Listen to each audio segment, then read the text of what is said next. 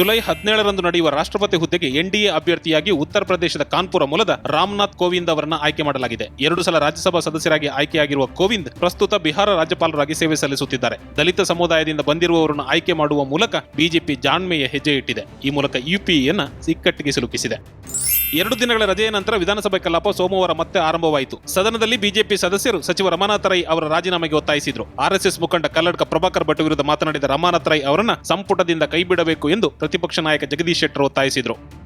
ಬಾಗಲಕೋಟೆ ಜಿಲ್ಲೆಯ ಜಮಖಂಡಿ ತಾಲೂಕಿನ ಹಿಪ್ಪರಗಿಯಲ್ಲಿ ಹಿಂದೂ ಸಂಘಟನೆಗಳು ಬೀದಿಗೆ ಇಳಿದಿದ್ದು ದೇಶದ್ರೋಹಿಗಳ ವಿರುದ್ಧ ಕಿಡಿಕಾರಿವೆ. ನಿನ್ನೆ ಭಾನುವಾರ ಚಾಂಪಿಯನ್ ಟ್ರೋಫಿಯಲ್ಲಿ ಇಂಡಿಯಾ ಸೋಲುತ್ತಿದ್ದಂತೆ ಗ್ರಾಮದ ವಿವಿಧೆಡೆ ಪಟಾಕಿ ಸಿಡಿಸಿದ ಕೆಲವರು ಸಂಭ್ರಮಾಚರಣೆ ಮಾಡಿದ್ದಾರೆ ಎಂದು ಆರೋಪಿಸಿದ್ದಾರೆ.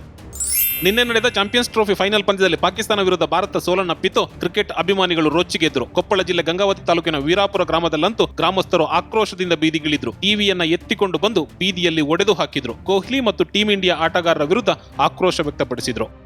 ಕೋಲಾರ ತಾಲೂಕಿನ ಕೋಟಿಗಾನಹಳ್ಳಿಯ ಹೆಸರಾಂತ ಆಂಜನೇಯ ಸ್ವಾಮಿ ದೇವಾಲಯದ ಹುಂಡಿ ಹಣವನ್ನ ಕಳೆದ 20 ವರ್ಷಗಳಿಂದ ತೆಗೆದಿರಲಿಲ್ಲ. ಆದ್ರೆ ಕಳೆದ ರಾತ್ರಿ ಕಳ್ಳರು ಹುಂಡಿಯನ್ನ ಕಳುವು ಮಾಡಿದ್ದಾರೆ. ಊರಿನ ಹೊರಕ್ಕೆ ಹೋಗಿ ಹುಂಡಿ ಒಡೆದು ಹಣವನ್ನೆಲ್ಲ ತೆಗೆದಿದ್ದಾರೆ. ನಂತರ ಹುಂಡಿಯನ್ನ ಎಸೆದು ಹೋಗಿದ್ದಾರೆ.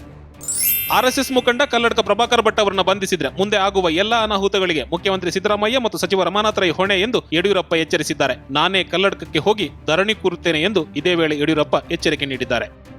ಇಂಟರ್ನೆಟ್ ಸ್ಟಾರ್, ನಿರ್ದೇಶಕ, ನಿರ್ಮಾಪಕ ಹುಚ್ಚ ವೆಂಕಟ್ ಸದಾ ಒಂದಲ್ಲ ಒಂದು ಸುದ್ದಿಯಲ್ಲಿರುತ್ತಾರೆ. ಆತ್ಮಹತ್ಯೆ ಮಾಡಿಕೊಳ್ಳುವುದಾಗಿ ಮಾಧ್ಯಮದವರಿಗೆ ಸಂದೇಶ ಕಳಿಸಿದ್ದ ವೆಂಕಟ್ ರಿಯಾಲಿಟಿ ಶೋ ಒಂದರ ಹುಡುಗಿ ಜೊತೆ ಹುಚ್ಚ ವೆಂಕಟ್ಗೆ ಲವ್ ಆಗಿತ್ತಂತೆ. ಆದ್ರೆ ಈಗ ಆ ಹುಡುಗಿ ವೆಂಕಟ್ ಪ್ರೇಮವನ್ನ ತಿರಸ್ಕರಿಸಿದಾಳಂತೆ. ಅದಕ್ಕೆ ನೊಂದಿರುವ ವೆಂಕಟ್ ಆತ್ಮಹತ್ಯೆ ಮಾಡಿಕೊಳ್ಳುವುದಾಗಿ ಮೆಸೇಜ್ ಕಳಿಸಿದ್ದಾರೆ. ರಾಧಿಕಾ ಪಂಡಿತ್ ಸಪ್ತಪದಿ ತುಳಿದಾಗಿನಿಂದ ಗಾಂಧಿನಗರದ ಕಡೆಗೆ ಮುಖವೇ ಮಾಡಿಲ್ಲ. ಸಾಮಾನ್ಯವಾಗಿ ಅತ್ತಿಗೆ ನಾದಿನಿ ಸಂಬಂಧ ಮದುವೆಯಾದ ಹೊಸರಲ್ಲಿ ಚೆನ್ನಾಗಿರುತ್ತದೆ. ಹೋಗ್ತಾ ಹೋಗ್ತಾ ಹಳಸುತ್ತದೆ. ಯಶ್ಗೆ ತಂಗಿಯೊಬ್ಬಳಿದ್ದಾಳೆ. ಅವರ ಹೆಸರು ನಂದಿನಿ. ರಾಧಿಕಾ ನಂದಿನಿ ಜೊತೆ ತುಂಬಾನೇ ಖುಷಿಯಾಗಿದ್ದಾಳೆ. ಬಹಳಷ್ಟು ಸಮಯನ ನಂದಿನಿ ಜೊತೆ ಎಂಜಾಯ್ ಮಾಡ್ತಿದ್ದಾಳೆ.